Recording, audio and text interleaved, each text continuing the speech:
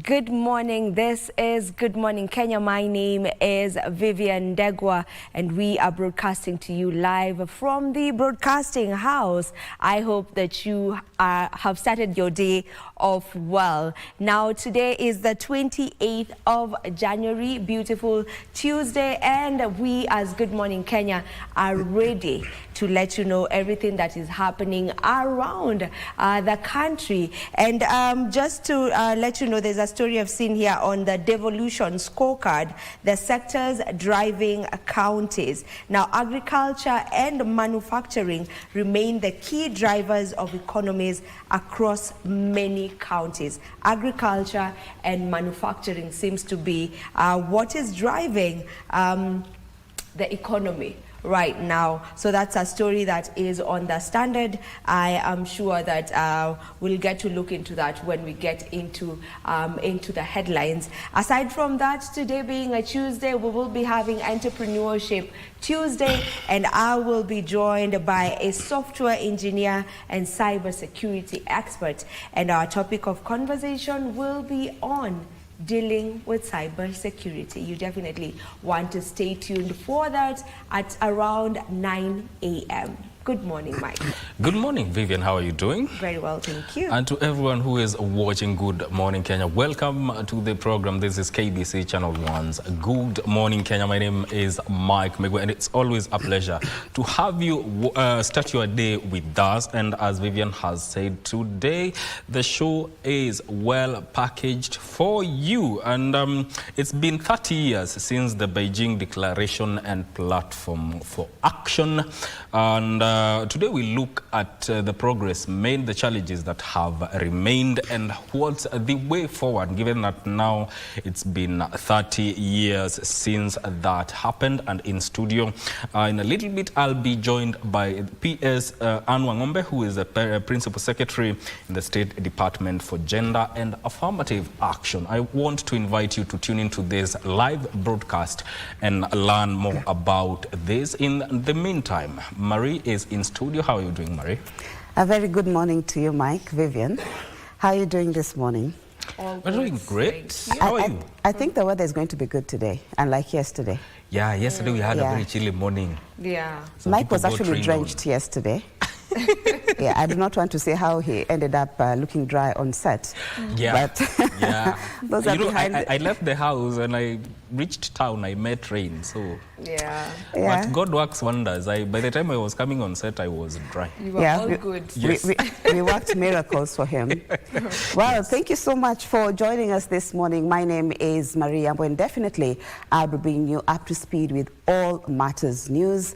If you've not heard, but there is a conflict happening in the DRC, and so President William Ruto is expected to actually, oversee a summit of the East African community this Wednesday, where they will be talking about that conflict and trying to just bring, the warring parties together. Rwandan President, that is Paul Kagame, and also Felix Tshisekedi of the DRC are expected to attend that particular summit over that conflict.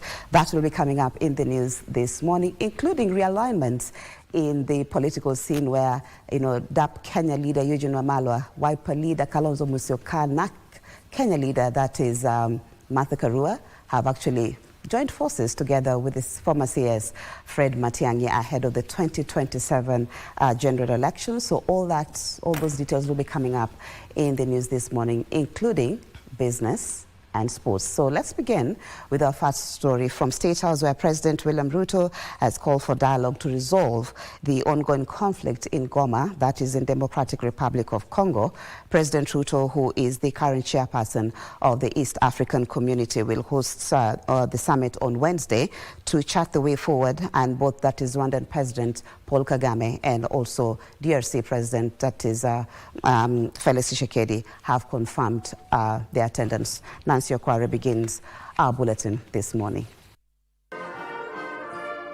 On Monday, President William Ruto hosted the retreat of the implementation of the institutional reforms of the African Union at State House, Nairobi. The retreat was aimed at fashioning an efficient and robust, financially independent and fit-for-purpose African Union. The AU must streamline its decision-making processes to ensure that they are timely and results-oriented. Our union can stand on its feet only if we can meet the goals we set to cover 75% of our program budget and 25% of peace support mission. In this connection, we have to advance creative financing, including by encouraging private investment from our continent. The issue of regional peace featuring prominently, with President William Ruto expressing concern over the conflict in eastern DRC's town of Goma and its effect on Africa's prosperity. Now more than ever, it is an existential issue, not just for the people of eastern DRC, but for this region. The situation in eastern DRC now demands our collective focus. President Ruto saying that the conflict in eastern DRC cannot be resolved through military action, but through dialogue. We do not see, from where I sit, a possibility of a military solution to the challenges that faced eastern DRC. It was, it is, and I'm sure it will continue to be the case, that engagement, dialogue, consultations is the only viable way out of the situation in DRC. A summit has been slated for Wednesday this week, bringing on board all parties. I have discussed the summit meeting for Wednesday both with President Paul Kagame and President Felix Tshisekedi, and both of them have confirmed their participation in the summit. During the retreat at State House, the leaders present also discussed the importance of the operationalization of the Africa Court of Justice by June 2025. The African Court of Justice and the protocols necessary for its implementation were concluded in 2009, and 16 years later, we have not been able to operationalize. We can have a mechanism for conflict resolution in our continent, especially on disputes between countries, disputes between institutions of the African Union.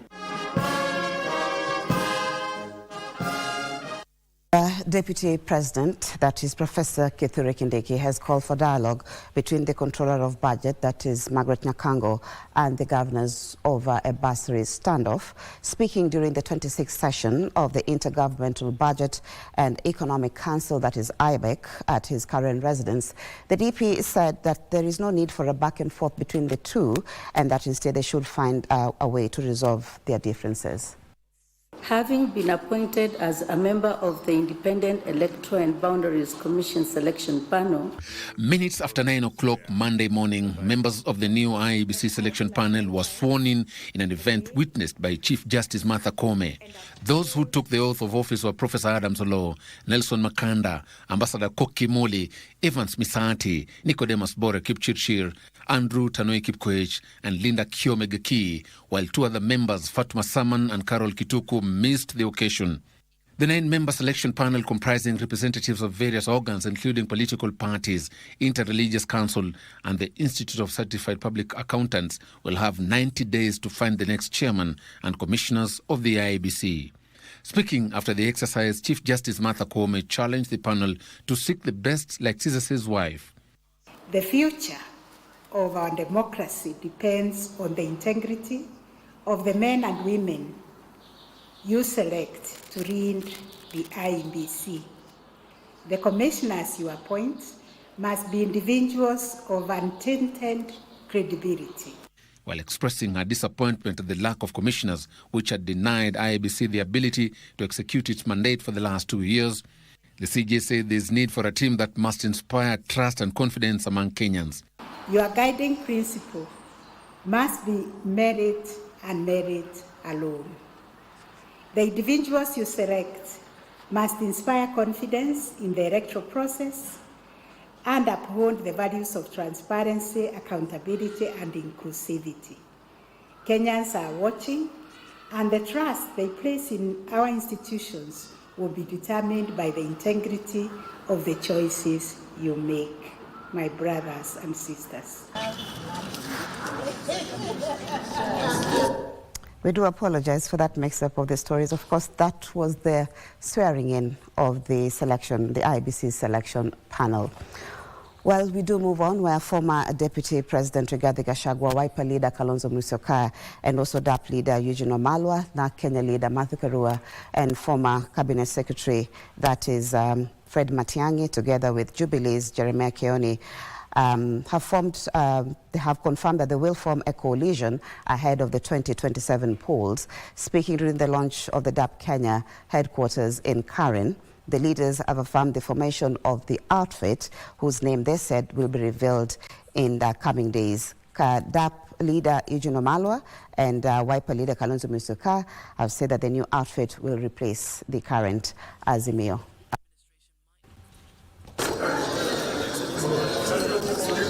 After weeks of speculation that the former Deputy President Rigathi Gachagua, Wiper Party leader Kalonzo Musyoka, na Kenya Party leader Martha Karua, PNU leader Peter Munya, and former Interior Cabinet Secretary Dr. Fred Matiang'i are in talks ahead of the 2027 polls. To attack as we form the new coalition. The leaders came together at the launch of the PK party headquarters in Karen, where they made it evident that they will form a new political outfit that will contest for the country's top seat in the 2027 elections. We are starting a new journey. We are opening a new chapter. The formation of a new coalition. That whenever we were coming together, in the past, we will be herded. Yani unaonekana mbaya if you don't take the necessary step. This time, we want to give everybody reasonable comfort level. But I want to tell these leaders, you must be steadfast. You must be on the right side of history. And with these two great leaders, and Matiang'i and the others who come on board, we'll work together.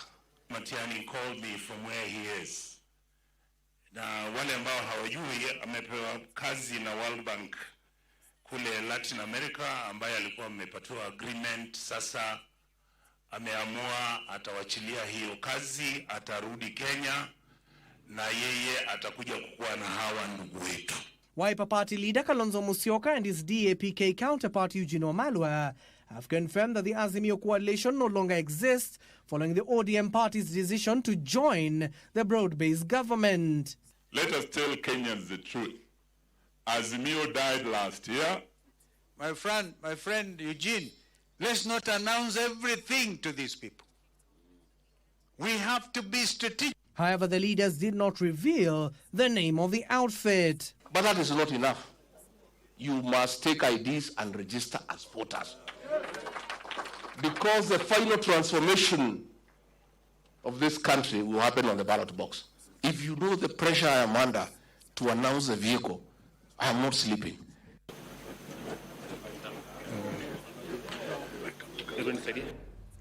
Let me take you back a little bit to that story from the Deputy President's office, where Deputy President Professor Kithure Kindiki has called for dialogue between the Controller of Budget, that is Margaret Nyakango, and the governors of a bursary standoff. Speaking during the 26th session of the Intergovernmental Budget and Economic Council, that is IBEC, at his current residence, Kindiki said that there is no need for back and forth between the two, and instead urged them to find a way forward.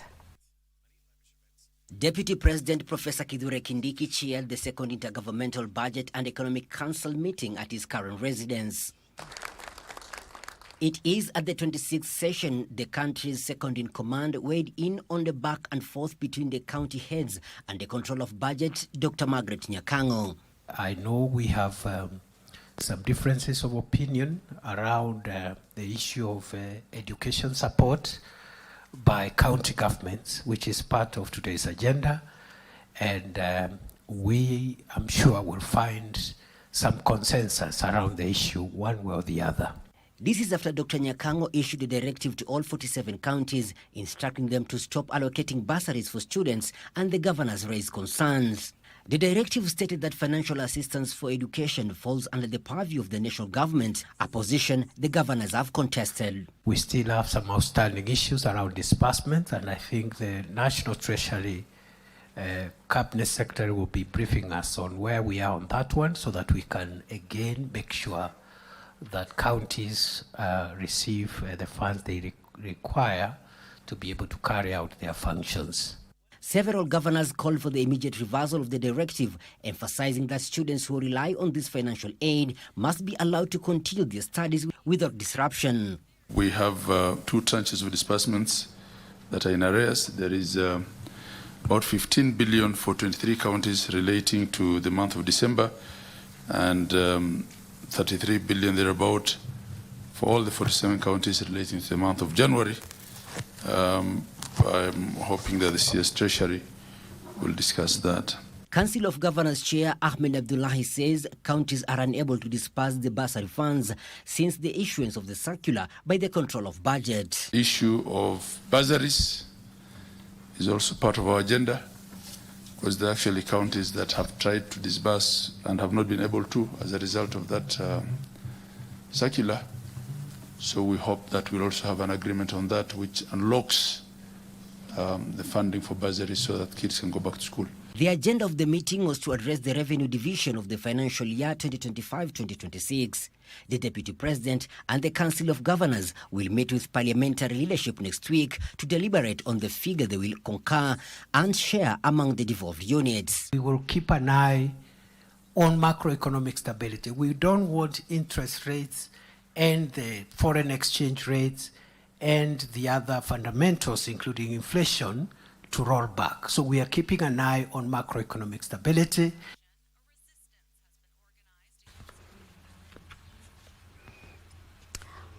Of course, we move on to the scales of justice, where the Law Society of Kenya wants Inspector General of Police, that is Douglas Kanja, and his Director of Criminal Investigations, that is Mohammed Amin, to personally bear responsibility over alleged abductions in the country. Appearing before High Court Judge Bahati Wamuye in yet another case involving abductions, LSK and a host of other petitioners accused the 2 senior security officials of blatantly showing contempt for court orders by failing to personally appear. In their submission in court Monday, the Law Society of Kenya, led by its president Faith Odhiambo and senior counsel Martha Karua, appearing for other petitioners, implored on Judge Bahati Wamuye to exercise the authority of the court and cite IG Kanja and the DCI boss for contempt of court. And the country are ruled by gangsters. There is no way where the police, the NIS, who are in their work is to put their ears to the ground and know everything,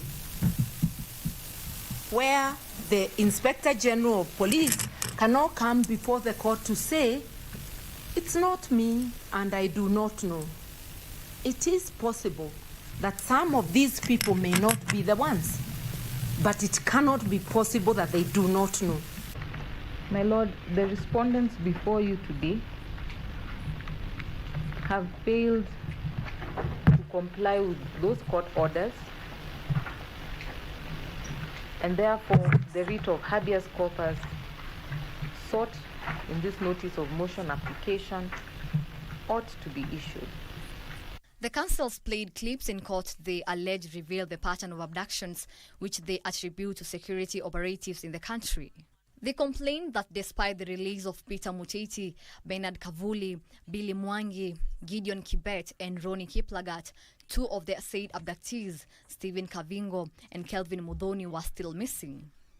But counsels appearing on behalf of the IG and DCI boss accused petitioners of abusing the court process as they already secured temporary orders requiring the duo to be absent in court.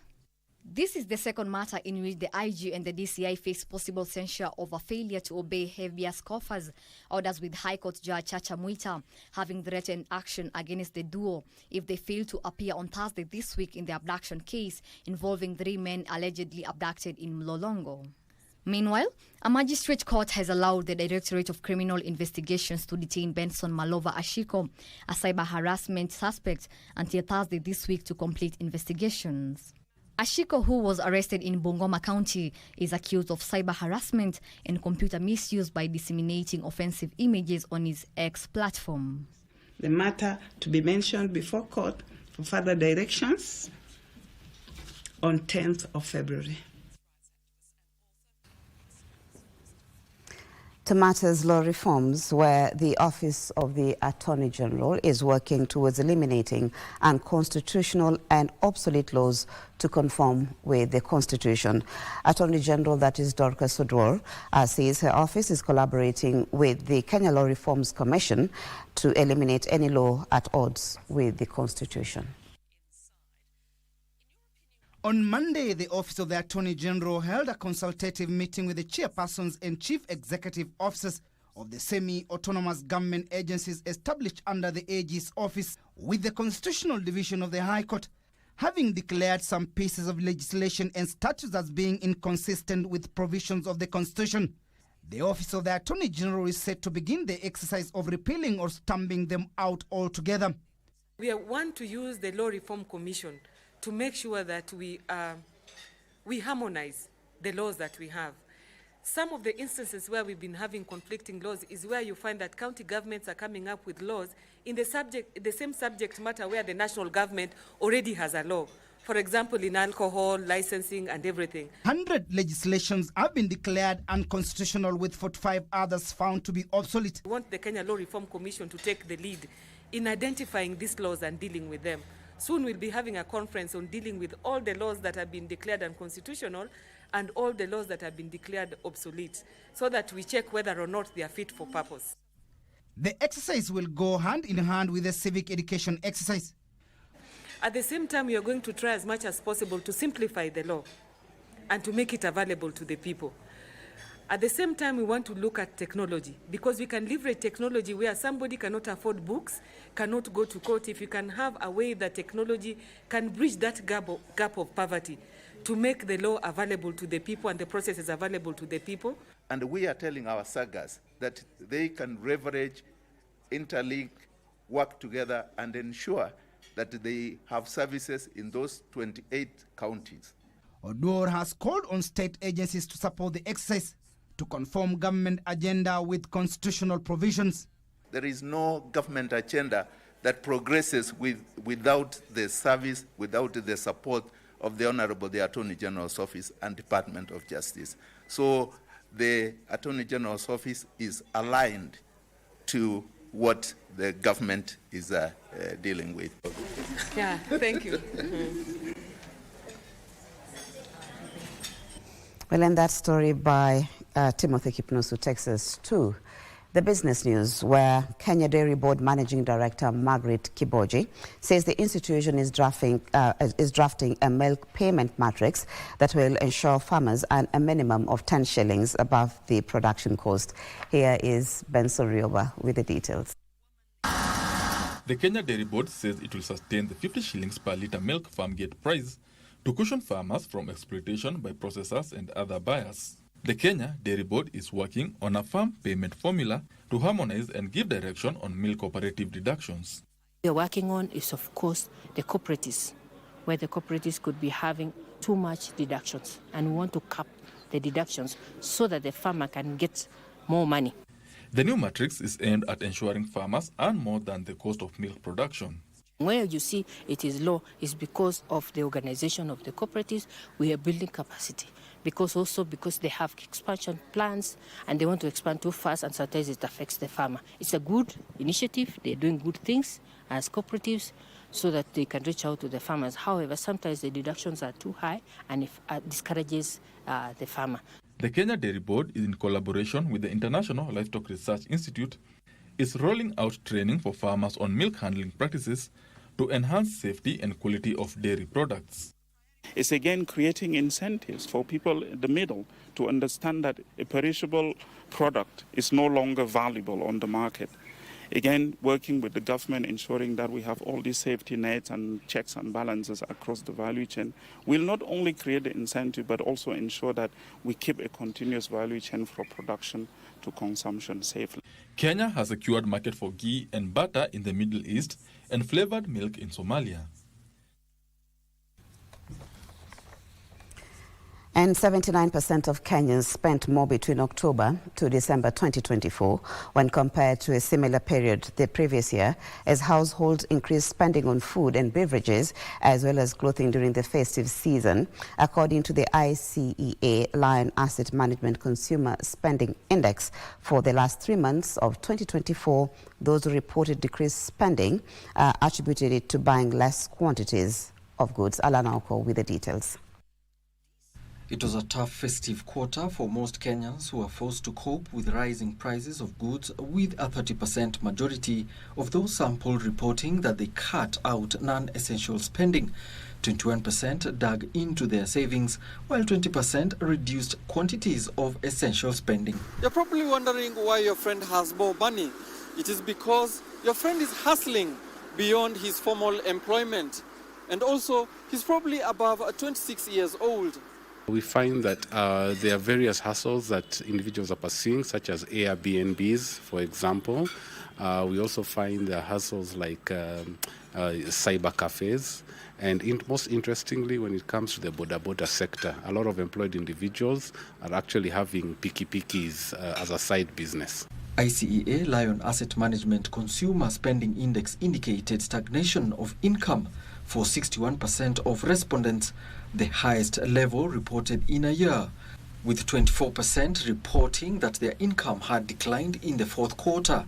However, individuals in real estate and construction sector had the largest proportion of people that reported an increase in income by 22%, while individuals in the wholesale and retail sector reported decreased incomes by some 33%. On the business side, 6 in 10 retail businesses in Kenya reported increased sales in October, November and December of 2024 compared to the same period in 2023. Compared to where we were 2 years ago, the onset of the Russia-Ukraine war and the COVID pandemic, that's when we saw retailers' input costs really increase. But like we've seen with the overall inflation numbers, inflation has slowed down, and this has been pretty beneficial to retailers. Fueled by an increase in the number of buyers, perhaps as households prepared for the Christmas festivities. The index says there was a 27% increase in sales for food and beverage outlets and a 15% increase for those selling clothing and apparels. And Ulinzi Stars will be away to Bidco United this Friday to kickstart Matchday 19 fixtures of the FKF Premier League as the title race continues to intensify between Kenya Police FC and Tusker. Kenya Police and Tusker FC are first and second on the table on equal 36 points, but Police edge Tusker with a 5-goal difference. The Brewers will host former leaders KCB on Sunday as the Policemen host Sofapaka in crunch matches. Police and Tusker are 8 points clear of Gor Mahia and KCB, who are third and fourth respectively with 28 points each, but Gor sit above KCB with a 5-goal difference as they await Posta Rangers on Saturday. Shabana, who will face Kariobangi Sharks on Sunday, are fifth with 27 points, 1 point above AFC Leopards and Bandari, who are sixth and seventh respectively. Sofapaka are 8th on 24 points, while Kakamega Homeboys and Muranga still take the last 2 positions in the top 10 with 23 points each. Posta Rangers and Bidco United are in the relegation zone with 17 and 16 points respectively, with City Stars sitting above them in the relegation promotion playoff position on 17 points. Well, the National Olympic Committee of Kenya will host the 2025 Gender Conference in Nairobi. That is today and tomorrow, where they will focus on redefining the gender narrative. The regional conference aims to create a platform for dialogue among stakeholders in the sports ecosystem. NOC recently conducted a survey to assess gender inclusivity in sports in Kenya, where 83% of women identified financial constraints and infrastructure limitations as obstacles when pursuing their careers. As part of its commitment to fostering inclusivity, NOC has spearheaded initiatives to provide a platform for women in sports to convene regularly and discuss ways of overcoming those challenges.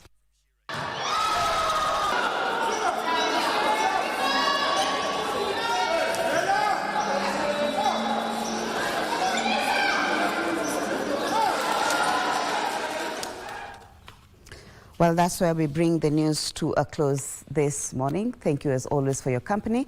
My name is Marie Yambo, and definitely Good Morning Kenya still continues, so stay with us if you can.